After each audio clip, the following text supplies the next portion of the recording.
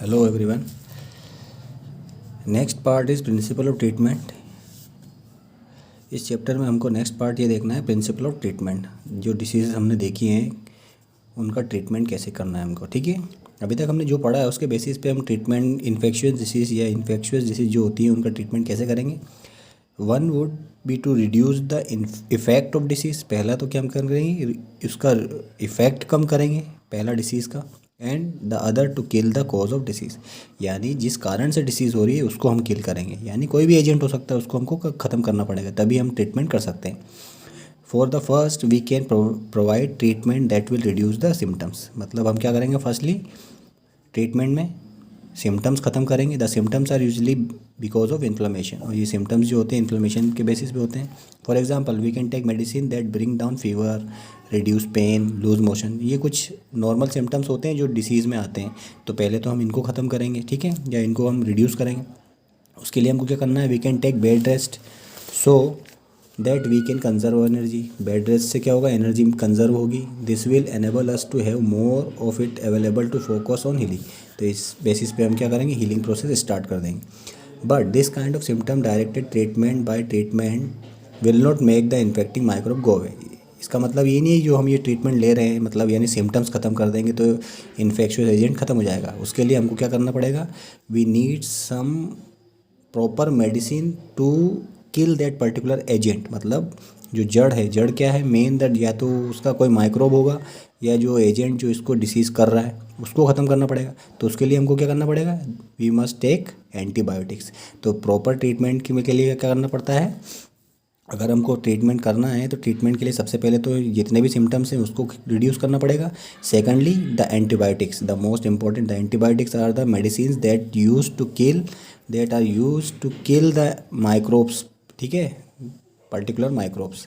जितने भी माइक्रोब्स है, जैसे कह सकते हैं हम बैक्टीरिया, वायरस, फंगस, ये रहे बैक्टीरिया, वायरस, फंगस, प्रोटोजोआ, इन सबको किल किया जाए। तो how do we kill microbe, one way is to use medicine that kill microbe. We have seen earlier that microbe can be classified in different categories: virus, bacteria, fungus, protozoa.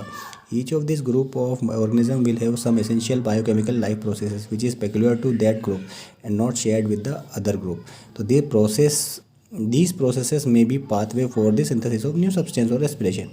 So this pathway will not be used by us or either. For example, our cell may make new substance by mechanism different from that by bacteria. तो we have to find a drug. तो हमको क्या करना पड़ेगा, we have to find a drug that block the bacterial synthesis pathway.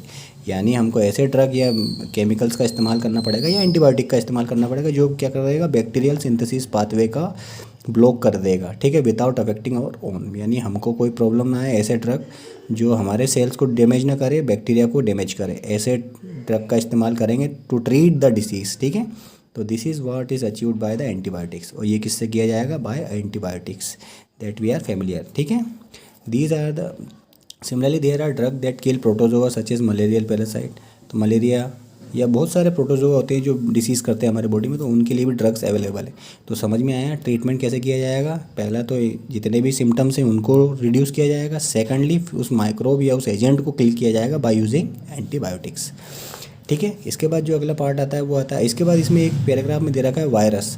Virus के लिए क्या होता है, वायरस को किल करना बहुत मुश्किल होता है। अभी आप लोग फैमिलियर है कोरोना वायरस, इसकी भी वैक्सीन बन रही है, बट वो उसकी वैक्सीन प्रॉपर वे में काम करे उसके लिए प्रोसेस है या ट्रायल्स चल रहे हैं।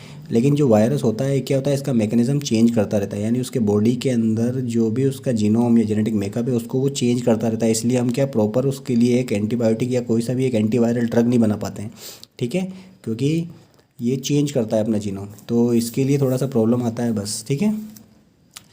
But we can cure this type of viral infection also, ठीक है। Now principle of prevention. अब प्रिवेंशन क्या होता है, यानी रोकथाम। कैसे रोकथाम करेंगे हमको पता है कैसे रोकथाम करना है। पहला, the first is that once someone has disease, अगर किसी को बीमारी हुई थी, their body function are damage and may never recover completely. The second is that treatment will take time, treatment में टाइम लगता है, which means that someone suffering from disease is likely to be bed ridden for some time, यानी उसको bed rest होना पड़ेगा, ठीक है, if we can give proper treatment. The third is that the person suffering from an infectious disease can serve as the source from where the infection में spread to other people. Third में हमको क्या देखना है कि the person suffering from infectious disease can serve the source, वो खुद source हो जाता है जो डिसीज़ जिसके पास है, ठीक है, जहाँ से आया है। This lead to the multiplication of about this difficulties, तो it is because of such reason that prevention of disease better than cure, तो इसलिए कहा जाता है prevention is better than cure, better than cure.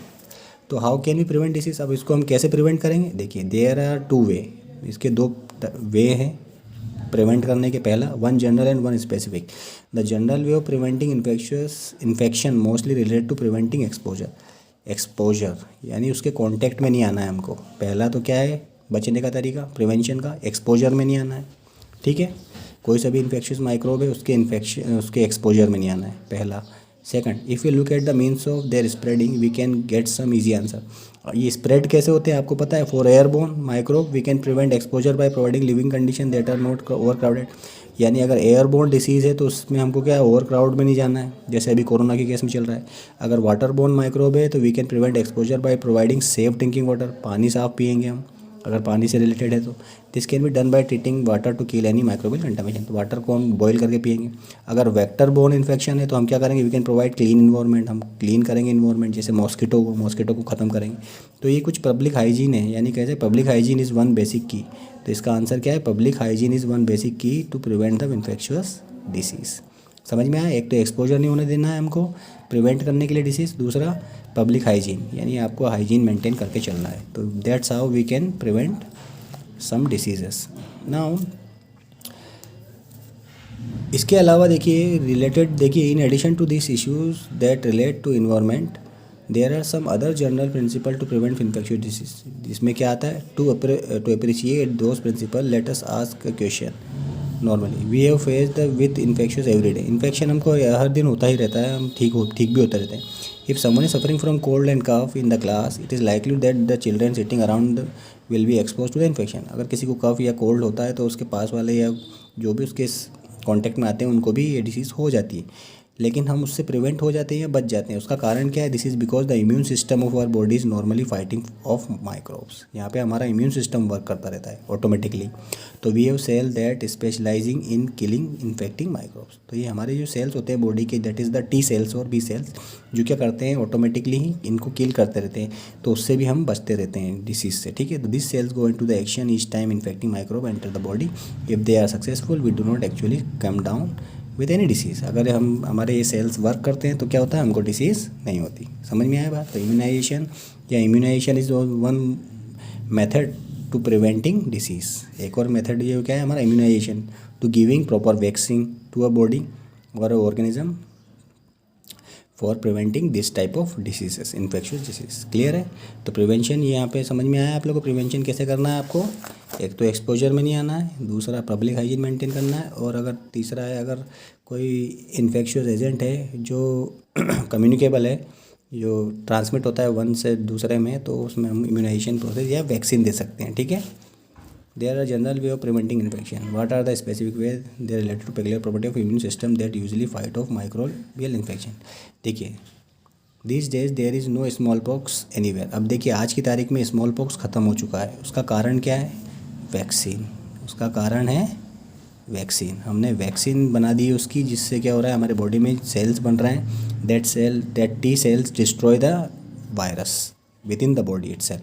तो वैक्सीनाइजेशन इज़ वन इम्पोर्टेंट कह सकते हो method to prevent every type of diseases. Clear है। देखिए यहाँ पे पूरा वैक्सीनेशन का बता रखा है, इम्यूनाइजेशन। तो इम्यून सिस्टम जो है हमारा बहुत इंपॉर्टेंट वर्क करता है। तो देखिए अगर कहा जाए immunization principle, basis of principle of immunization ये ट्रेडिशनली देखिए यहाँ पे चिकन पॉक्स, स्मॉल पॉक्स का बता रखा है यहाँ पे। इसको आप थोड़ा सा होमवर्क कर लेना, पढ़ लेना, ज़्यादा कुछ वो नहीं है इसमें। अब यहाँ देखते हैं हम, many such vaccines are now available for preventing a whole range of infectious disease. कितने भी इन्फेक्शियस डिसीज़ जो हैं उन सबको प्रिवेंट करने के लिए आज क्या है, वैक्सीन अवेलेबल है, ठीक है। There are vaccine against tetanus, diphtheria, whooping cough, measles, polio and other. आपको पता है ये सारी मीजल वैक्सीन अवेलेबल है। This forms the public health programme of childhood immunization for the preventing infection.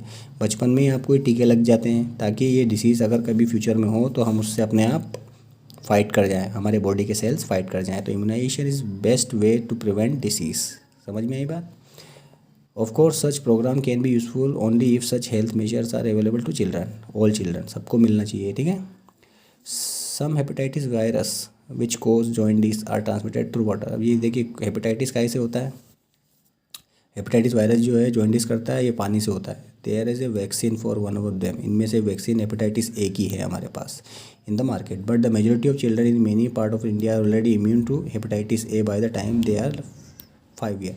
देखिए बच्चे अपने आप डेवलप कर लेते हैं हेपेटाइटिस ए के अगेंस्ट इम्यून सिस्टम, क्योंकि वो ड्रिंकिंग वाटर में कहीं ना कहीं पीते ही रहते हैं, तो क्या होता है इनकी बॉडी में अपने आप इम्यून सिस्टम डेवलप होता है। तो कुल मिला के ओवरऑल जो इसका अगर मैं निष्कर्ष निकालूँ इस पूरे पैराग्राफ का, तो कहने की बात ये है प्रिवेंशन में हमारा क्या है मेन पार्ट, एक्सपोजर से बचना है, ठीक है, पब्लिक हाइजीन मेंटेन करना है खुद को, तीसरा वैक्सीनेशन प्रोग्राम, यानी वैक्सीन अगर प्रॉपर वैक्सीन अगर किसी ऑर्गेनिज्म को दिया है तो that will 100% prevent the disease.